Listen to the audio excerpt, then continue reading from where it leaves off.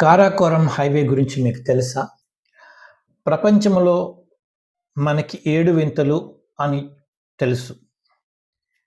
కానీ ఈ కారాకోరం హైవేని ఎనిమిదో వింతగా చెప్తారు. పాకిస్తాన్ మరియు చైనాలను కలిపే ఈ కారాకోరం హైవే ఇంజినీరింగ్ చరిత్రలోనే ఒక గొప్ప విజయమని చెప్పాలి.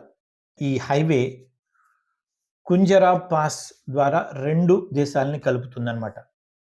ఇది సముద్ర మట్టానికి సుమారుగా 4693 మీటర్ల ఎత్తులో ఉంది. అంటే సుమారుగా 15,397 అడుగులు ఎత్తనమాట.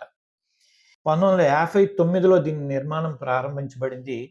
1979లో ఈ నిర్మాణం పూర్తయినది. అయితే అధికారికంగా 1986లో దీన్ని ప్రారంభించడం జరిగిందనమాట.